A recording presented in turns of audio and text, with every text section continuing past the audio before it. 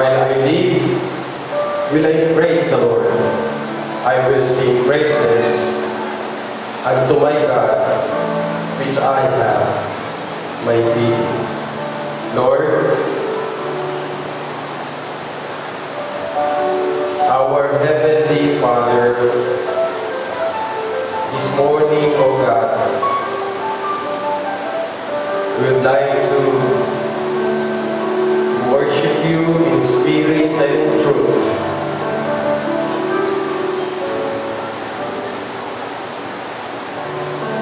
We are here today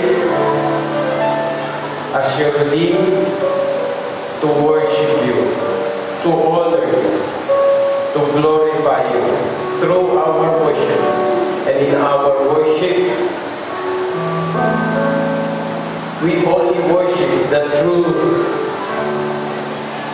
and living God who created the world and everything that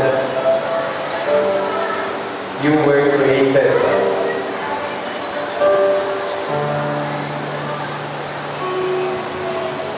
The very purpose of our existence, O Lord, the very purpose is to worship you. We were not created for things, we were not created for money, we were not created for anything else. But the very purpose of our existence is you. From the very beginning, you created all things to worship you, Lord. Especially us, human beings. But we fall fail along the way. We falter. We sin against you. That's the reason why many people are worshiping a false God. But now, right here, Lord, we truly understand who God is and who are we worshiping today. The God of the Bible, the God who created everything. So Lord, this morning, what you want us from our worship is our whole being. We are here, Lord, to praise the name of the Lord. We are going to sing for your holy name. We are going, Lord, to study thy word as your truth, the basis of our faith and our practice. That's why we brought our Bible. That's why we are here today to sing praises unto thy name. In worshiping thee, Lord, it involves our whole being, not just our physical body being in the church. We may be in the church building, but if our heart is far from thee, we are only worshiping through our lips, but not in heart. What you are after from us, Lord, in our worship is our heart for thee. Lord, may we really understand that in our well-being, we have to participate. We have to involve everything, Lord, in this physical body, our mind, our thoughts, our emotion, our lips, our eyes, our well-being. May you control our lips, our being, O God, so that we may really understand why we are here, why we are doing what we are doing today.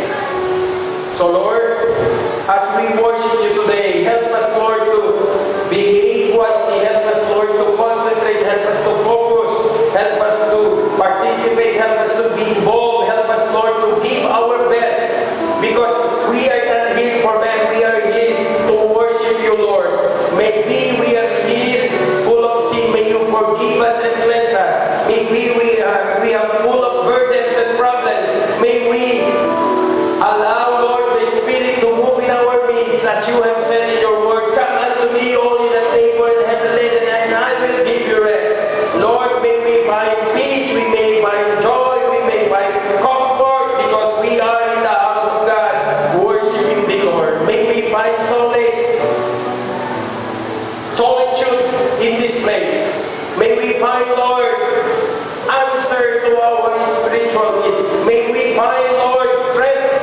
the time of weakness. Lord, today, you gathered us here together in this place to worship you alone. May your people, Lord, may the Redeemer of the Lord say so. Let me feel and let me hear and let me see how they worship you today with their whole being, O God. Not just our physical body, but our whole being, even our heart, even our soul, O God. Once again, may you forgive us for being in the church, not being prepared. For being in the church, not really worshiping you, Lord. Help us to be sincere. Help us to be sensitive as we sing, as we worship you today. Help us, O God. Bring us closer to Thee. May we, Lord, speak to our hearts today, even in our service, and most especially during the time of the preaching of Thy Word. Lord, we need you today. Without worship, Lord, we will not survive. We will not be able to make it. So please, Lord, be with us. Be in our midst. In Jesus' name I pray. Amen and amen. Please be seated. Let's just sing one song. Let's sing, mga kapatid, sa ating mga songbo.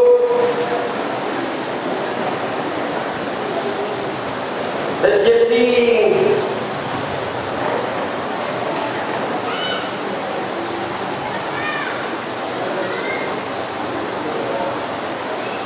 Great is thy faithfulness.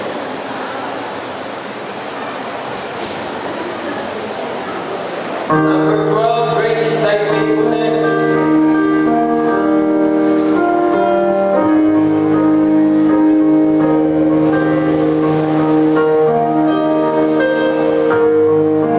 Tapos, number 15, have thine own way, Lord.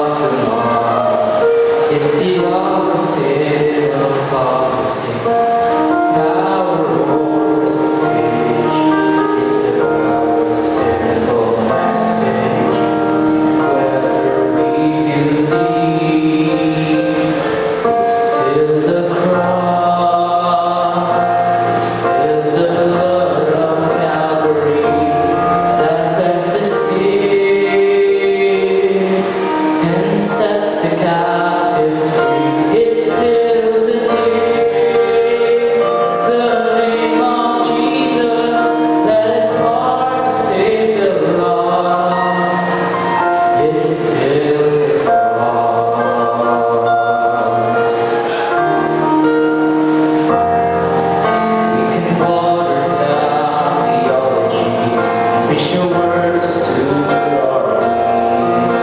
We can justify sweet subtle lies that are wrapped in noble deeds. We can alter our convictions to adapt to social needs.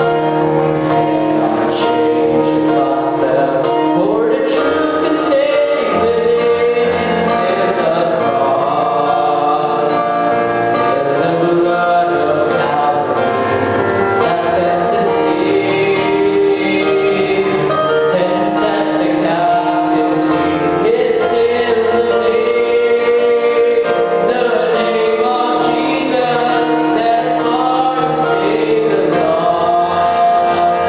It's still the cross. Those only saves man's religion or ancient history. The cross of Jesus still remains the price for sin that set us free. It's still the cross. It's still the blood of Calvary that lets us save and sets the captives free. It's still the name of Jesus that is hard to save the lost. It's still the cross.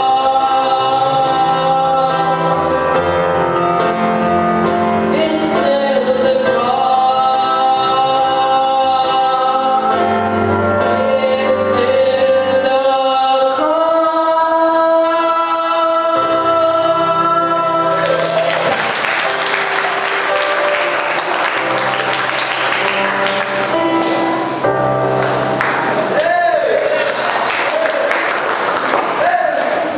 Happy morning.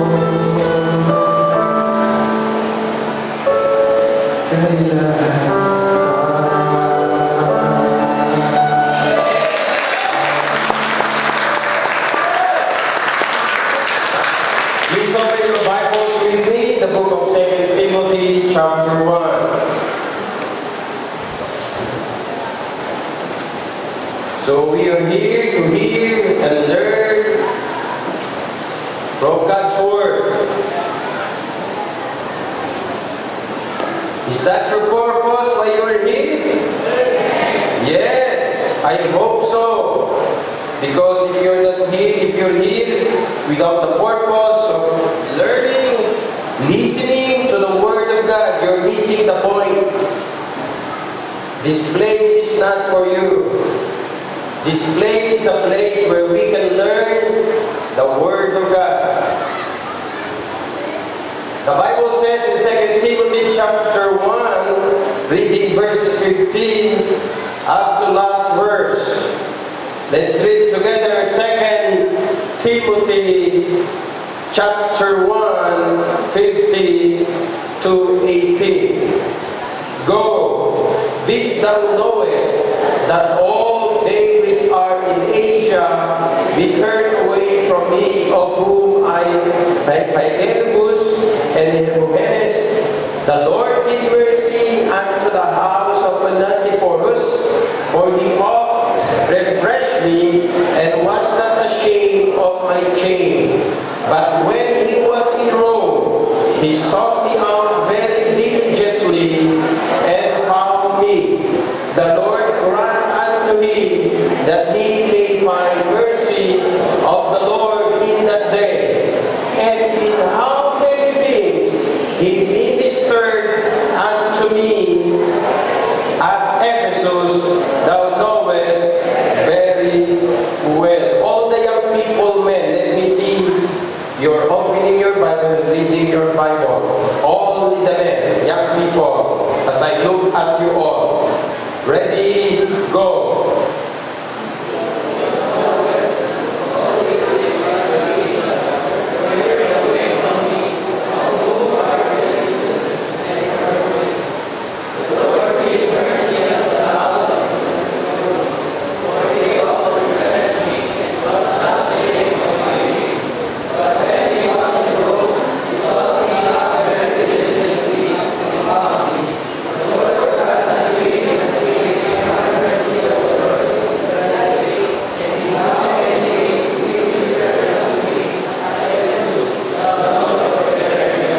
I'd like to speak to you on the subject, the Lord may give your household His mercy. The Lord give mercy unto your household. Bigyan nawa ng Diyos ng biyaya o ng habag ang inyong pamilya. The Lord may give mercy unto your family, unto your household, through the life of Onesiphorus. In that word person,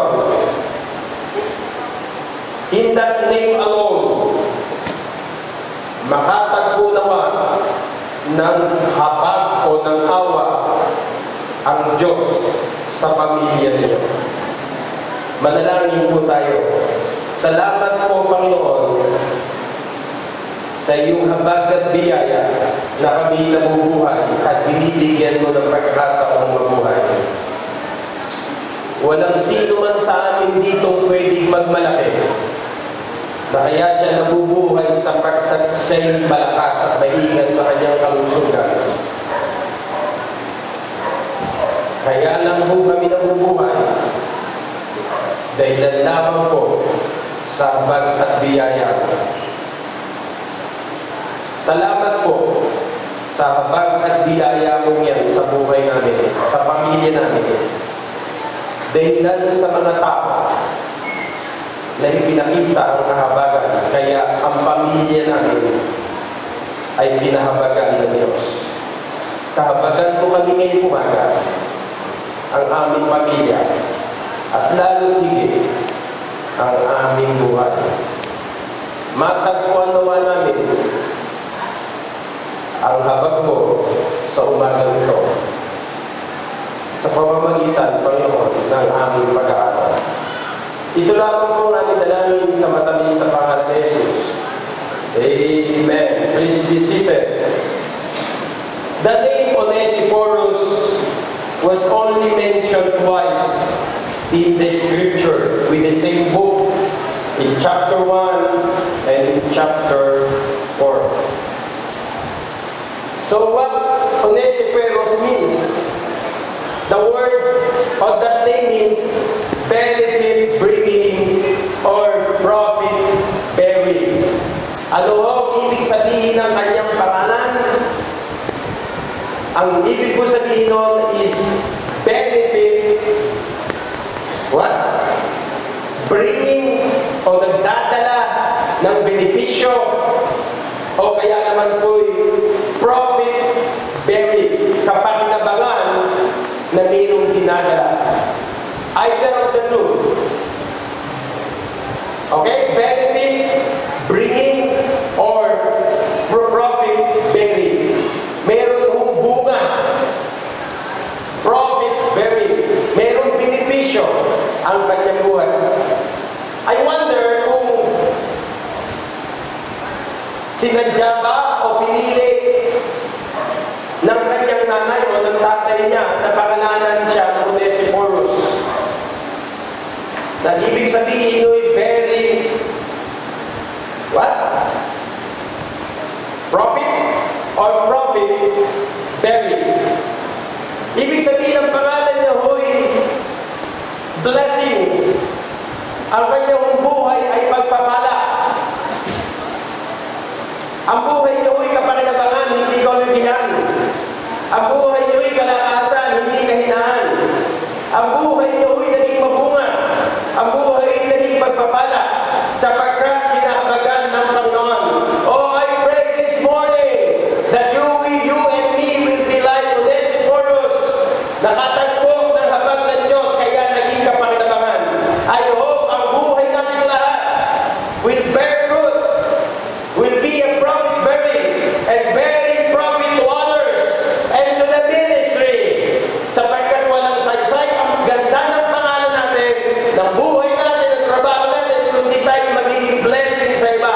Lahat ng yan ay dahilan ho sa habag ng Panginoon.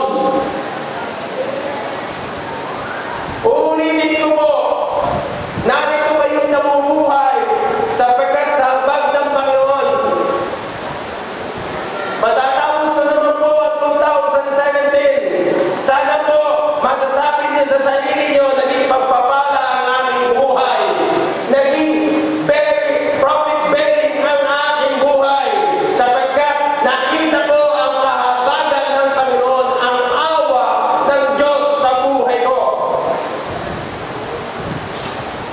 Tawayan na maging panalangin natin lahat na habang nararanasan natin, habang nakikita natin ang habag ng Diyos, lalo tayong nagiging pagpapala, lalo tayong nagiging kalakasan, lalo tayong nagiging masigla, lalo tayong nagiging mabunga, lalo tayong nagiging matapat, lalo tayong nagiging mapagbigay, lalo tayong nagiging submissive sa Panginoon, at higit sa lahat, lalo natin na-appreciate ang gawain ng Panginoon. Yung mga tao lang na namumuhay sa habag ng Diyos, naiintindihan niya, na-enjoy niya ang buhay niya, lalo na yung ginagawa ng Diyos sa gawain ng Panginoon. Yung mga tao na hindi niya nakikita ang pagpapala ng habag ng Diyos sa kanya, yun yung mga tao na hindi niya na-appreciate at hindi niya pinahalagahan ang habag ng Diyos sa buhay niya. Kamusta na po ang habag ng Diyos sa inyo? Kayo po ba'y naging mabunga? Kayo po ba'y naging pagpapala? Kayo po ba ang maraming tao ay naging benepisyo dahil lang sa habag ng Diyos na yun? Ako'y naniniwala na ang kanyang mga magulang ibinigay sa kanila ang pangalang yan. You know why? Because the family of Onesiphorus was a faithful Christian family. Ulitin kong ulitin, kahit Kristiyano kung may pamilya and you're not faithful, habag ng Diyos hanggang ngayon, nariyan pa rin mo kayo. Pero iba ho, pagka Christian family kayo na matapat na katulad ng family ni Onesiphorus, your family will be a fruit bearing or bearing fruit. Bakit po? Nakikita mo naman ang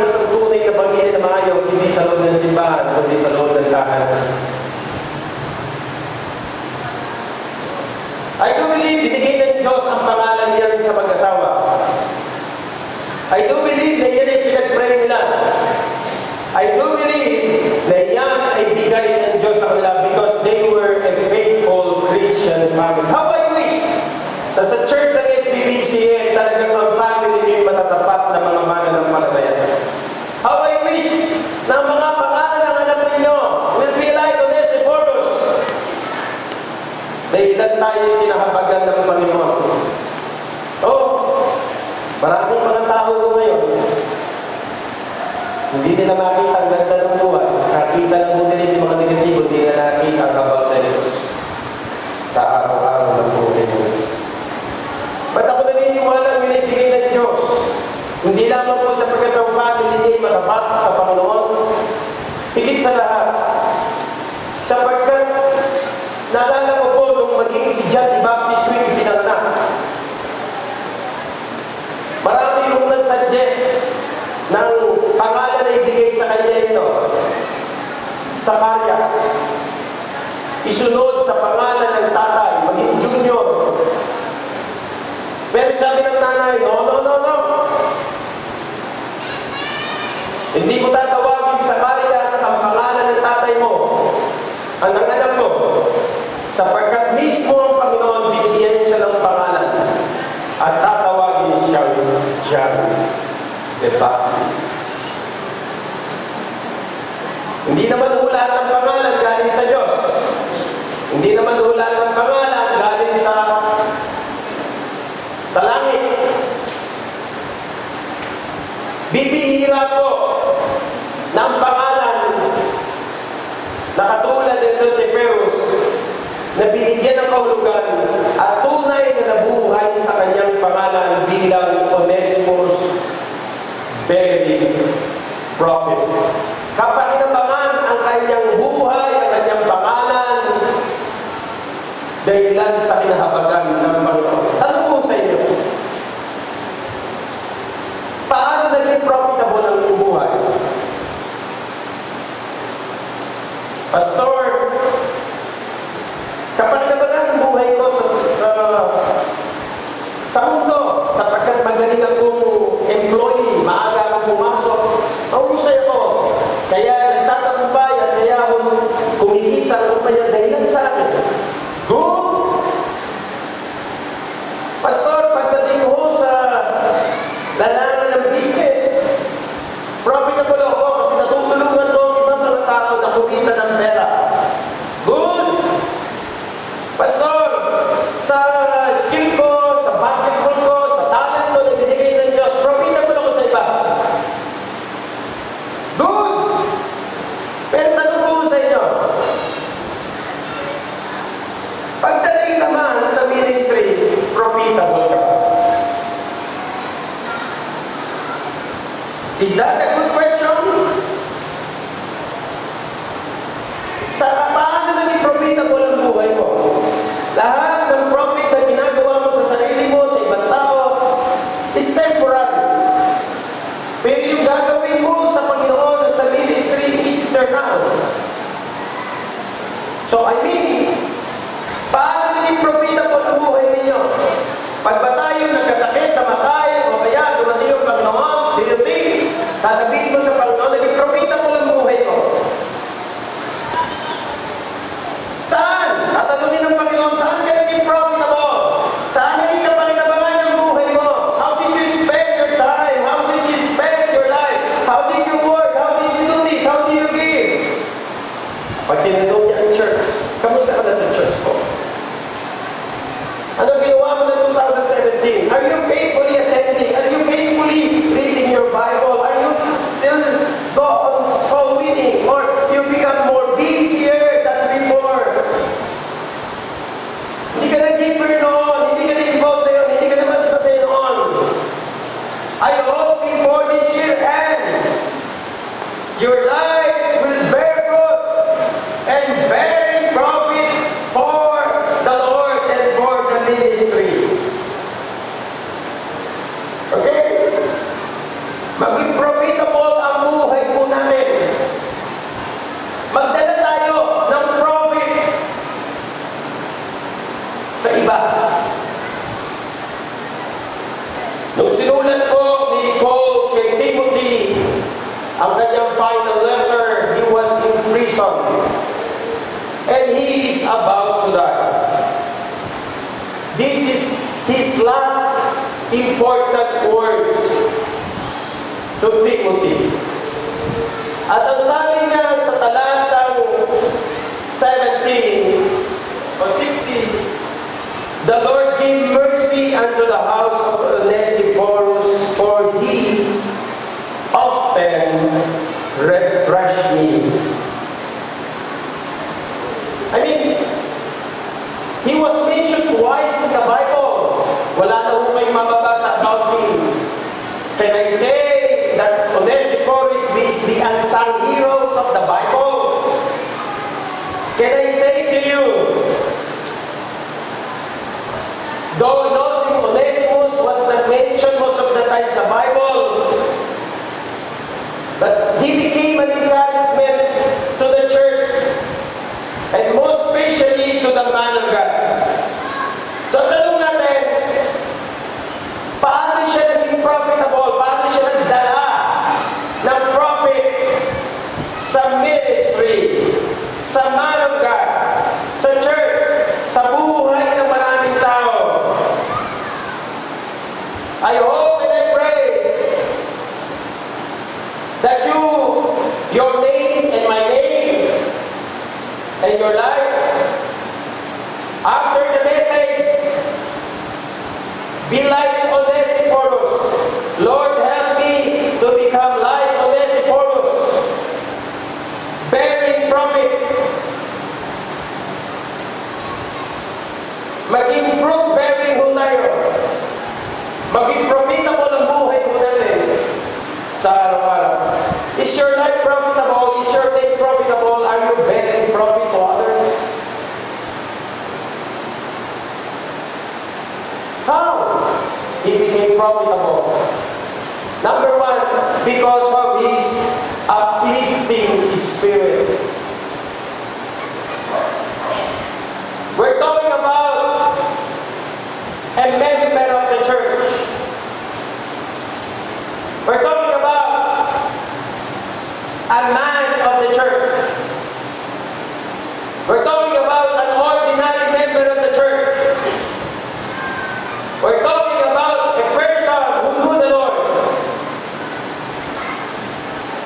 Kung alam niyo, kung talagang dapat itong kakitaan ng prophet ay mga, ang membro niyo huy pamilya ng church, sila huy mananampalataya. The whole family was Christian, and even his household, and even his servants, all of them was a Christian. Pero tingnan niyo po, sa lahat ng pamilya, ang naging profitable, ang nag-brought ng profit at nag-bear ng profit, walang iba kundi isa. Sa loob ng family, mayroon dapat hindi ibabaw, mayroon dapat nagsasalita, mayroon dapat kakaiba. I hope and I pray sana buong pamilya. Baka na ako, sa loob ng pamilya, hindi ka na nakakatulong, mabigat ka pa. Kristyano po tayo, dapat blessing tayo. Ewan ko lang po, naging yung people ako, hindi ako naging pabigat, simula na maging Kristyano ko sa pamilya natin. I never asked help from them. I gave help for them.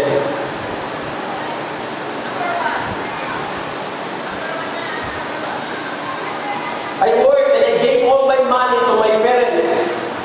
When I was a young people, I never even saved for myself. When I was a young people, when I get married, I never even bothered my family about their marriage. I prepared them all. Because I want to be a profitable, not only for my family, but for the ministry. Because every time I will stand in the pulpit and I will say, I have a spirit that will uplift them. Ako yung tutulong sa kanila, ako yung mag-aangat sa kanila, ako yung gagamitin ng Diyos para magpala sa kanila.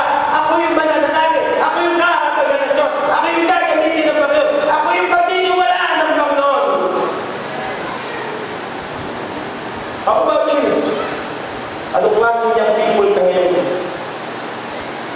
Don't you ever tell me, Pastor, pag nag-asawa ko, I will make better than my family.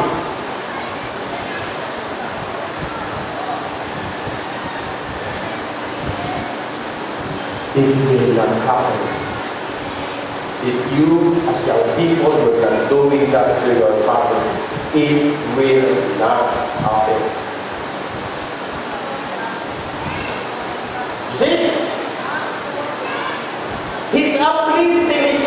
sabi ng Bible, He off. What? Refresh me. Pag sinabi natin refresh, cool off. Sa Greek word yung ibig sabihin nun, He's giving freely, Apostle Paul, to take or to breathe freely. Makahinga siya ng maluwag. Makapagpahinga siya. Hindi siya may stress. Mawala mo siya sa stress. Mag-cool off siya. Mag-cool down siya. His name was not just a name. He lived to that name. Sabi ni Apostle Paul, many times, He refreshed me.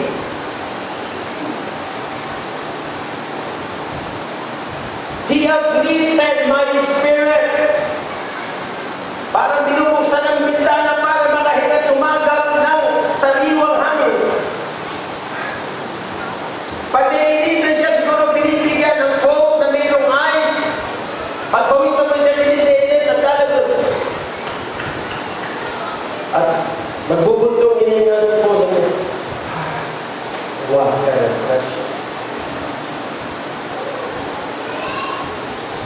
By the way, hindi ko lang po si Cole kasi nga po magkakasakit sa sapato.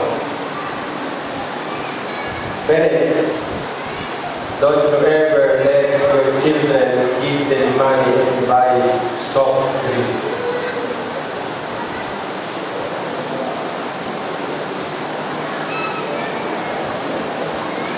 Alam niyo bakit? Sakit lang ang bibigay lang ng gift sa amin. Nung maliit na yung mga anak namin, pagkatapos ng basketball, hindi namin alam, ang dami na pala namin utang kaya namin donate. Pagkatapos ng basketball, binibili ng soft drinks. Sana may pambili. Utang, nakalista sa pangalan ko. Hindi ko alam. Nalaman ng asawa ko, ay pambira. Malit siya. Tapos meron pang nilagay. Boom! Dahil sa bahay, bawal sa akin ng song. Yan, tubig. Sana hindi ka naman nare-refresh. Sa iyo, may lakawal na rin yan. Hindi niya talaga yung magiging friendly. Pero hindi naman ulit, ha? Pagtatlo na kayo, nasaan ba kayo dalawa? Naubos na po. I mean, because of this uplifting spirit, siya encouragement, siya nag-edify ng body of Christ. Amen? Sabi ng ni Paul, how many times He refreshed me. Oh, how I wish you have a son like that. How I wish I have a young people like that in the church.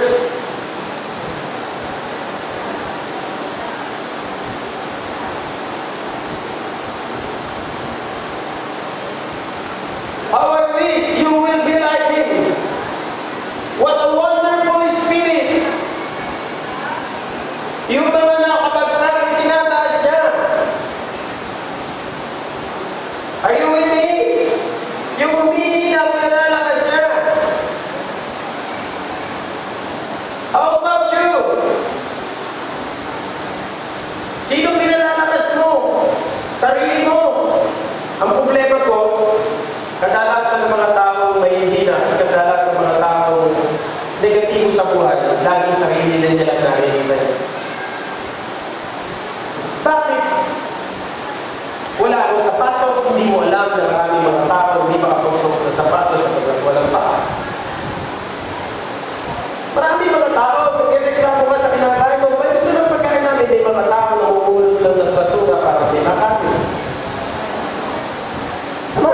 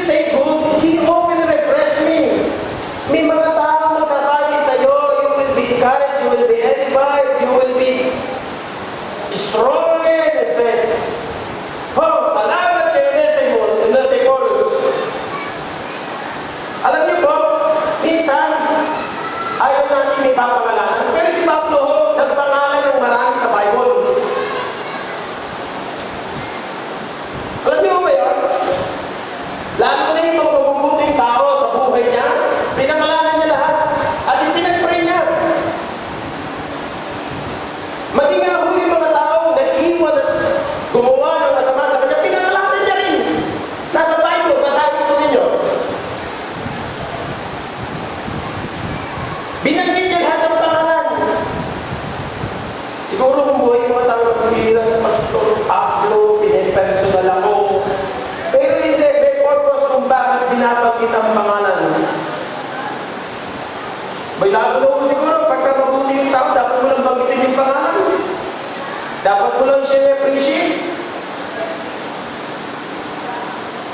Mas marami ka ako siya mga tao binanggit sa Bible. Kasi ang ministry is about people. His life is about people. My life is about people. Without people, there will be no church. So ano kailangan mo para ma-refresh ka, ma-encourage ka? Kailangan mo ng Onesiphorus sa ministry. So ikaw na din, kailangan mo ng kaibigan ng Onesiphorus na mayroong spirit that will lift you up,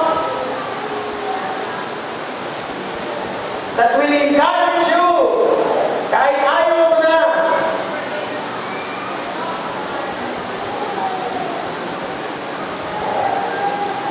Stay on the course. Just go on, run. Just move on. Alam niyo, minsan maraming mga tao, pagka may problema, na-isolate yung sarili, tayo magpag-usap. Usually, napansin ko mga tao, mga depressive, madali ma-discourage at maging negative, isolated. Kaya dapat po, sa loob ng tahanan, yung mga tatay at mga nanay, dapat inuwi niyo ang nagkamayinis mo. Pagka ang harmony sa loob ng tahanan may stressful, kayo yung nagpapasaya, kayo yung nagpapaganda. At ganun din naman tayo mga anak. Hindi naman palagi yung tatay, okay, at nanay, kailangan ikaw yung magbigay din ng sigla sa loob ng tahanan. Kailangan mo yung mga lahat. Kailangan nag-a-apply ng spirit ng bawat isa. Pag lotay ka ng family, lotay ka rin pag-hantay. Hindi, parang itong mga ito, namumblema ikaw. Nakaupo ka lang, wala kang ginagawa, hindi ka nag-iisip. Yun. You know what I mean? Say something that will encourage your family, your friends, your brethren, your pastor. Minsan hindi ka na nag-encourage. Nagko-comment ka pa ng negative. Parang ganito. Meron tayong project sa aircon. Hindi ka na nakapagbigay kung pa negatibo. Kami lahat. Wala naman ho kaming dahilan na may ibigay eh. Wala naman ho kaming monthly na tinatanggap eh. Nagbibigay ho kami. Kaya kung magiging usapan, kulang. Oh. Tingnan nyo Bible kasi, yung mga taong lumalago sa biyaya, tabag ng pananampalataya, hindi naman nila nakita kulang sila. Actually, yung mga may hihirap na mga miyembro sa simbahan, yun nga ako nagbigay ng sagana at ng masaya. Ang ano lang po kasi palagi yung pananampalataya. Yung mananampalataya hindi nabubuhay lang sa means niya, kasi mayroong Diyos siya na nagpapala sa kanya. Yun nga ho yung pinapakita ko sa inyo. Yung 2 tinapay at 5 tinapay, 2 isa, pinarami ng Panginoon. Paano nangyari yun? Yun doon ho kayo magtataka. Hindi naman pwede pagpalain ng Diyos ang wala kasi lagi prinsipyo ng Bible kung ano meron ka. 1 talento, 2 tinapa, 2 isda, 5 tinapay, hindi doon. Mga kapatid, pag kayo nabubuhay sa mundo, kahit paano meron kayo. Kahit hindi mamatay ho kayo, meron maglilibing sa inyo eh. Kahit walang panglibing, gagawa ng paraan yan eh. Nabuhay ka pa. Tama? So, lagi mong dahilan, kulang at wala. It just, kapatid, it doesn't matter. Dito sa church, it just, nire-raise ko yung faith nyo. Ayoko na nakakahon kayo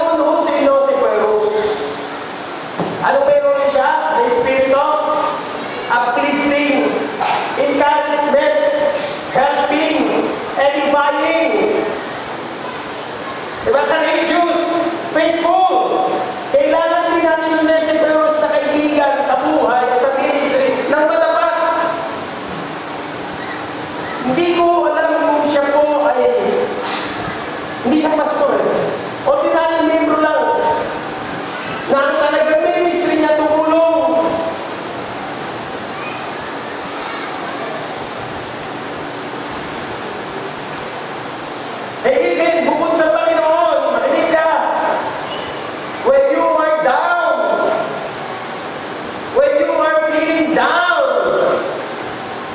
and when you are feeling down and down, when you are defeated, when you are disappointed, when you are discouraged, you need someone like Onesiphorus who will refresh your spirit.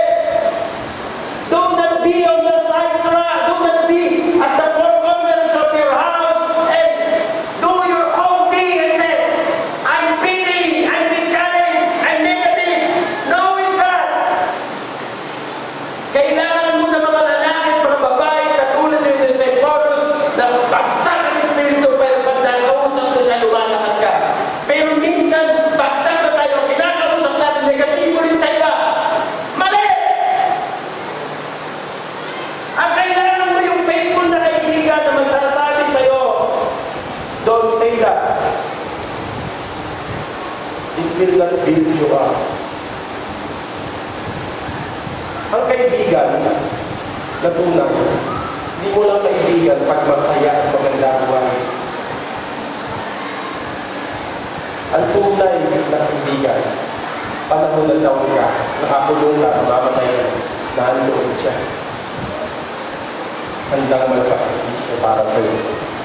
Yun si Onesiphorus. Alam niyo po, marami na lang tao ngayon magsasabi may kaibigan siya. Pero, di ba? Friends first. Minimay ka, friend. Ang babaw na unang tingin ng tao pagdating sa kaibigan. You have many friends, but you have only few true, loyal, faithful friends. At kapag mayroon ka kahit isa yan, makatatayo ka, lalakas ka. Sapagkat nagbibigay siya sa iyo ng lakas ng loob.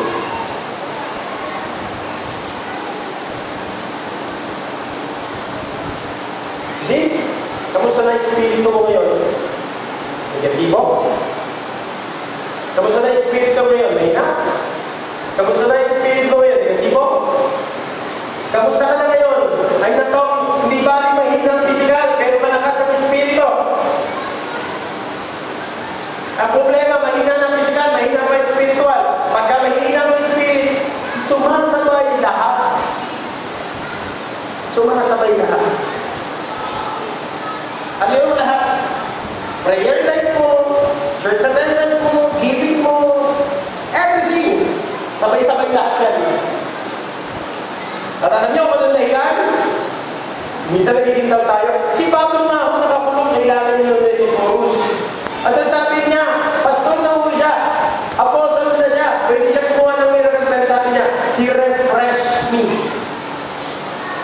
It put me down. Yun ang kailangan natin. Kapag mayroong matindi ang stress ang galit, kinakailangan may mga tao magsasalita that pull you down. Kapag nag-aaway kayo mag-asawa, pag galit ka rin. Kinakailangan isa. Baba. Magpupul mo. Babalik para mag-usap kayo. Pagka parehas kayo, nagsalubong kayo, gera patali. And it takes maturity. Naintindihan natin. So, sa church natin, sa buhay ko, kailangan ko ng mga true, loyal, honest, faithful na kaibigan kahit katulad din na si Porus. Sana makatagpo ako ng mga tunay kong kaibigan sa ministry katulad din na si Porus. That will refresh me when I am under fire, when I am in the dungeon of difficulties. When I am in the darkest, lowest, deepest moment of my life. Yung panahon na hindi mo ko maintindihan. Yung panahon na hindi kayo magkaintindihan. Yung panahon na napakabigat. Hindi yung panahon na mo mapapatunayan yung mga miyembro mo, mga tao mo, mga kaibigan mo, nasasamahan ka through thick and thin. Di ba dapat tayo mga nagsasabing Christian family, tayo mga miyembro, tayo mga narito ngayon, masasabi mo, dapat mas tayo tunay at loyal na kaibigan. Di ba dapat tayo kasi may spirit tayo ng Panginoon, di ba mas dapat tayo kakitaan ng ganyang klase ng spirito sa buhay natin? Okay? Pangalawa, not only he has an uplifting spirit, but also, number two, which is so important, uplifting spirit. Number two, his unconditional support. Basahin niyo yung sinabi ng Bible na, verse 17, but then when he was in Rome, he sought me out very diligently. And what? Found me. By the way, kaya ko sinasabi sa kanyang unconditional support. Kasi nga po, sabi ng talatang verse 15,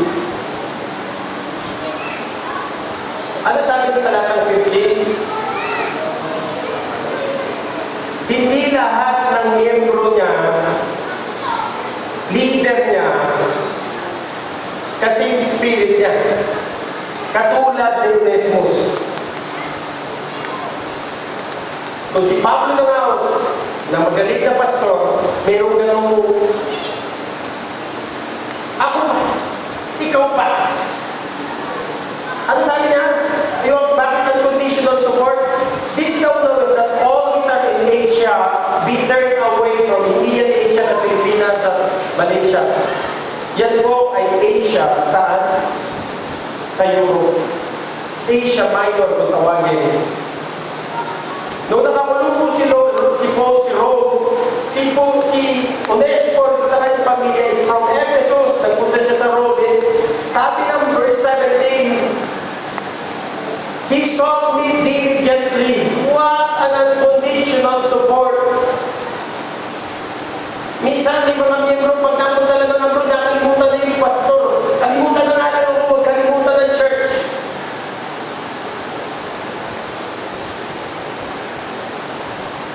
Kalimutan mo na nga ako, huwag lang ng church. Nagnawalan ka kasi yung church ang dahilan kung ba't ka naligtas. Naging Krisyano pamilya mo, tingin sila ng church ang nananalangin para sa iyo.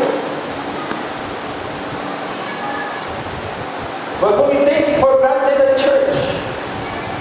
Pero hindi na mo pwede, hindi ba naman ilang manong na. Kasi ano sa may prayer nagpapakalis. Uy, balato. Salamat, banano ako.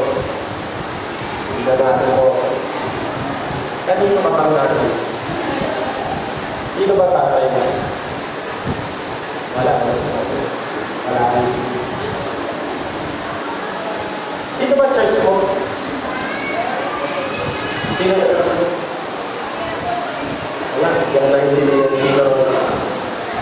Sino pastor mo? Hindi kayo, no? Magturo rin kayo para may price kayo.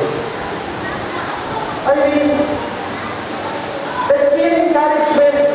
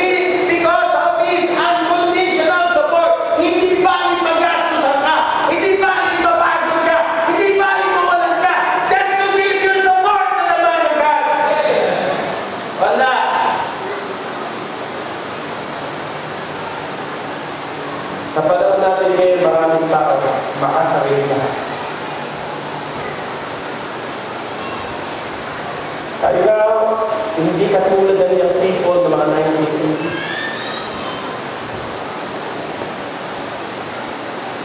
Kaya hindi ako natataka naging pastor ako kasi I know how to do. Ngayon, mga young people, kinakaya ko utusan. Kung bakit yan, mabilis ka, walang tuusang halo. Walang initiative. Hindi ko alam kung anong training sa loob ng tahanan. Because I grew up, madaling alas 5 pa lang na binubuhusan ka ng pag sumikat na namin na kailangan ng tatay ko hindi ka pwede datnan. Nasilis ka na nasa kama ka pa.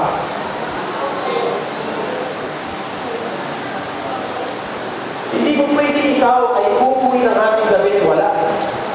Sarado lahat yan. Bago ka makapasok, kailangan makipag-usap. Ngayon, ang mga anak, kapatid, isang linggo nang din mo sa sasabihin, hindi mo alam kung ano nangyayari.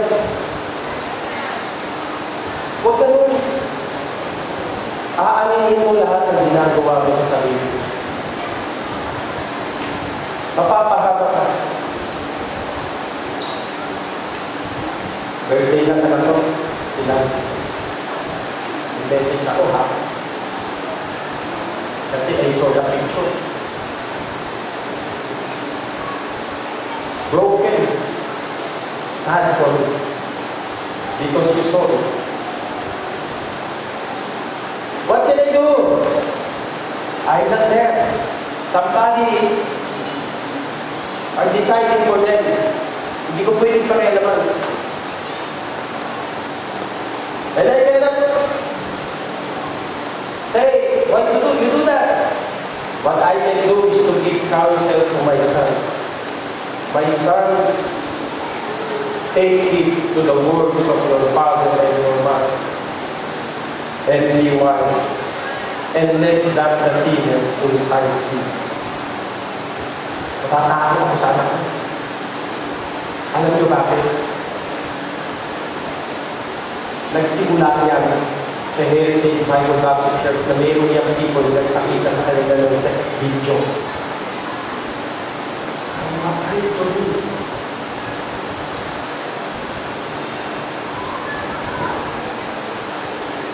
Galit sa inyo yun. Pinakita niyo sa anak mo yung sex video at pinanood nila. Napanood niyo yun. Don't lie to it. Marami ka kasama ng kapanood mo. At alam mo kung sino nagpakita sa inyo. Ay, hindi ako.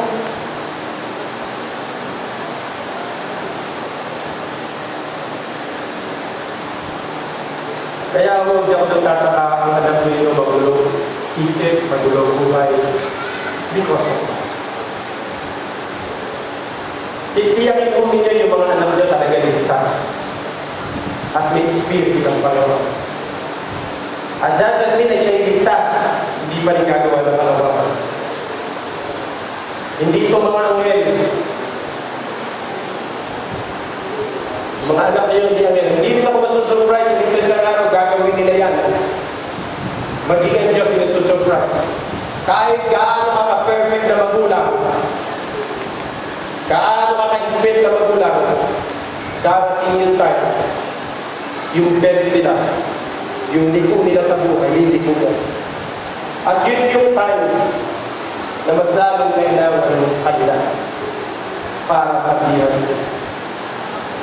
Okay? Kaya when I saw that, alas 2 ng madaling araw, nasa Prague sila. Sabi ko, anak, I will talk to you. I will wait for you. He called me up. Thank you na. Ganun na po. Kasinsero sa akin. Tinuturuan ko kung ano yung tama. Anak, true love waits. Kasi sa Europe, pagka 16 years old ka na, by culture and by law, ang parents wala nang karapatan sa'yo. Gusto pwede na silang may boyfriend at girlfriend. Hindi nga gan. What can I do? Sila na yung tatay, sila na yung leader. What can I do is to give my son a spiritual advice. Kasi responsible na po ako. Na, pag nag-post ka ba sa Instagram ng ganyan, are you responsible? Dad, no. When you do that, are you responsible? No, Dad. When you do that, something arouse you? Yes, Dad. Is it right or wrong, Dad? Son, wrong. See? Hindi mo eh. Thank God my son is honest with you. Ang naglumaan sa iyo.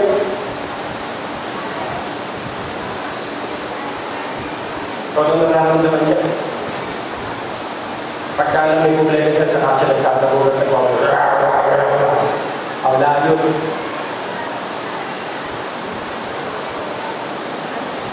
Hindi naman may ganyan mga kapatid. Kristiyano ka, gawin mo kung ano yung tama para sa magulang mo. Alam mo yung tuturo ng Bible, alam mo yung tuturo. Rumespeto kang gumagawa ka ng mga. Aba? Pagka hindi ba sila ganun, gagaling ka sa kanila? Madali bang sa ibigin ng away? Hindi. Sabi ng Panginoon, love you rin. Ano tayo eh? Baliktad tayo. Baliktad ang mundo natin. Sa mundo, pagka-away mo ka-away. Pero sa atin, love you rin.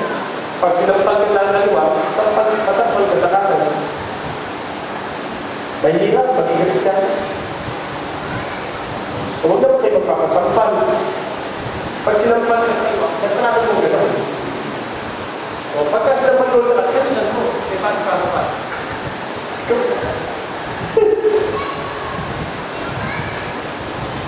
Support mo rin ninyo, nag-travel ka, pumasok ka. Mayroong plano ba nun? Wala ba? Pumunta ka.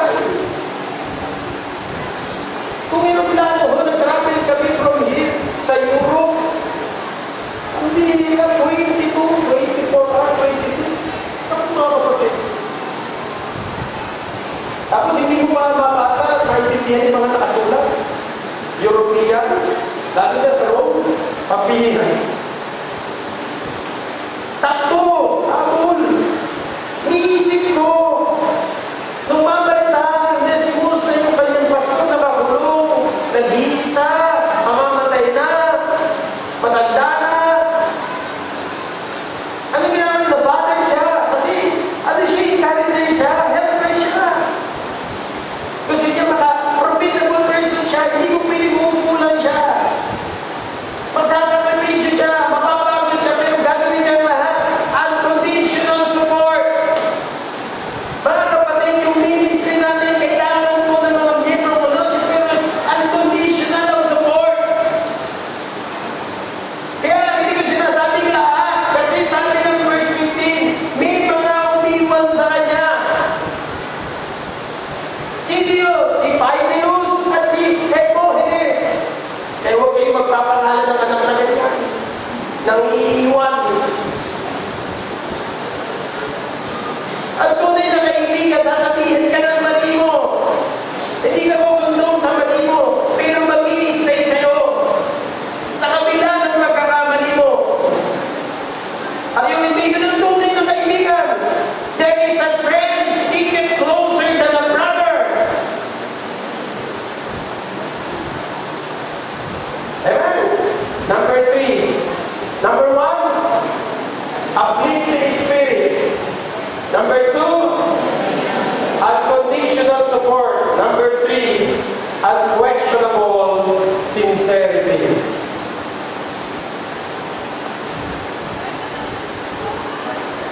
Wow!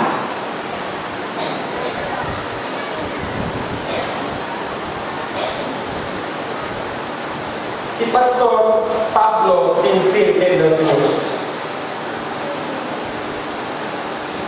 Ang tao pagka hindi sincere sa'yo, hindi magiging trusted at loyal sa'yo.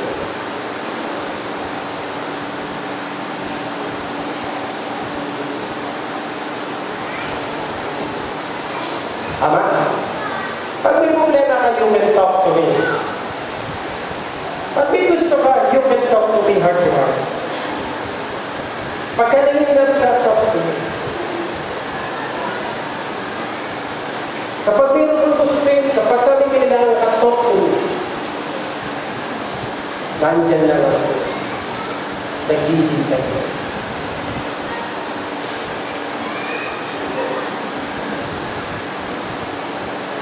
Kasi hindi mo pwede tulungan yung tao, ayaw magpatulong at ayaw makinig. Mga kapatid, alam ko ang spirito ng miyembro ko. Kayo mga tatay, alam niyo kung yung spirito ng anak niyo, attitude niya. Ang tao, pagka tinuruan mo, katulad ko, anak, nanay, sasabihin niya na, lagi na naman ako sinasabihin niya, bakit ganun? Alam niyo, attitude ng anak niyo, manang-mana sa pinagmanahan. Pagka ganyan ang ugali mo, pag sumasagot ka, sinasabihan ka ng teacher mo, ng magulang mo, ng pastor mo, nakagano ka agad. Sa isip mo kahit, tapos yung mukha niya nagbabago, tapos yung uyo mo, tapos hindi ka pinapansin. Yun yung mga tao na mahirap pasahin. Eh yung tao so open, pagka nasasaktan, nararamdaman, nakikipag-usap, pastor, nandito po eh. Nasaktan po ako, pastor, meron po ako matutulungan mo. Kasi humihingi ng payo, humihingi ng paano. Pero, ang napansin ko, pag hihingi kayo ng payo, alam mo naman ang miyembro lagi, yung gusto niya mangyari. Pag bibigay ka lang ng option, pero sila pa rin ang mag-design. Kasi hindi ako mag-design para sa inyo, kasi ganito yan. Pangalawa, una, pag humingi ng payo sa akin, bibigyan ka ng option. Pero hindi ako mag-design para sa inyo. Una, kasi baka pagka nagkamali ka sa decision, ako sisihin mo. Kaya ikaw papipiliin ko sa decision. Kaya pag dumating yun tayo, wala ka sisihin kasi ikaw ang nag-decision niya. Tutulungan natin ang mag-isip. Multitude of counselor safety. Unquestionable sincerity. Bakit po? Uplifting ang spirit. Unconditional support. Are you with me? Hindi yung kaibigan mo kailangan mo miyembro si Onesimus. Hindi negatibo. Maayos. May Pailos, mayroong Hermogenes. Lahat. May mga kaibigan na mag-iwan. Sabi nga ng Bible, lahat ng mga kaibigan sa Asia Minor, iniwan siya. Mayroong Onesimus na nag-stay sa'yo. Unquestionable sincerity. O, tanong ko ha. Eto. Si Onesimus, okay? Kaya po, si Onesimus, ang naitulog niya, naging profitable siya sa man of God. Yung man of God, ano naman naitulog niya kay Onesimus?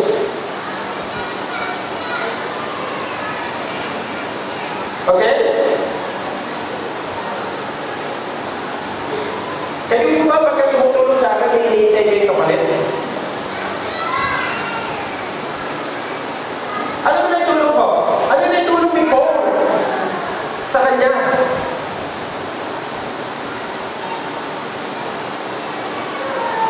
Kasi ang daming kapakinabangan eh. Napakinabangan ni Pablo sa buhay niya. Para kay Onesimus o Onesimo. Eh yung manungkat, ano naman naging profit ni Onesimo sa kanya? Ito na mga kapatid, actually hindi naman mensahe talaga natin. Pinakita ko lang si Onesimus, sana magkaroon tayo ng maging miyembro na katulad ni Onesimus, uplifting and spirit, unconditional support, unquestionable and sincerity. Totoo kasi, ang mag-asawa hindi magkakaroon ng isang healthy, strong, happy relationship kapag hindi totoo ang pagsasabi. Kaya pag kausap kita, magsabi ka ng totoo, do not lie to me. Dahil ko siya sabi sa kapag, do not lie to me. Just pray for him. Wala. Kaya na, ito ang pangalan. Do not tax a woman. Bigyan mo scripture, 1 Corinthians chapter 7, do not even tax a woman. Do not even kiss a woman. Oh, responsible ka rin? Hindi. Kaya kapag 16 years old kayo, sabi yung responsible ka rin? Hindi. Ang young people, akala niya, magaling kasi magsalita. Medyo may natutunan ng konti, responsible na raw siya. Tignan niyo mga young people, yung mga anak, na mga dalaga, na buntes. Sino nag-aalaga ngayon? Sino nag-aalaga? Sila? Yung mga matatanda noon, na mabuntis at mag-asawa, sino nag-aalaga? Yung nanay! Hindi yung lola!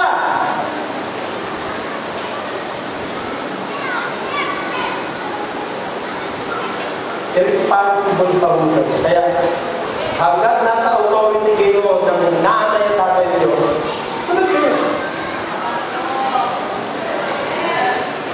Sunod kayo sa magulang niyo. Di ba? Kayo mga nanay at tatay? Sumunod kayo. Kasi magiging maganda, masaya, matagumpay ang buhay ninyo.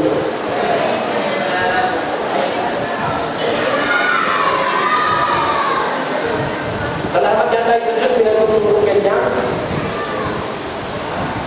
Ano? Ang ganda-ganda mo yan. Sunod lang. Ha? Sunod lang sa Panginoon. Ano yan? Profitable sa iyo. Profitable sa ating lahat ng yan. Ano pang naban ni Pablo naman ng God? Closing. That the Lord may give mercy into the household of Onesiphorus. Anong pakinabang? Wala na eh. Kundi ipag-pray yung pamilya ni Onesiphorus na kahabagan ang pamilya niya. Bakit? Meron kasi Onesiphorus na na mayroong uplifting spirit, may unconditional support, may unquestionable sincerity. Kaya ang prayer niya not only for Onesiphorus, not only for him, but the whole family. Pagkaralan niyo ang buhay ng pamilya ni Onesiphorus, because of him, his family was blessed. Nakikinig ho ba kayo? Kung mayroong matapat na miyembro sa loob ng tahanan, nanay mo yan o tatay mo yan o kapatid mo yan, yan yung Onesiphorus, kaya naahabagan ka ng Diyos.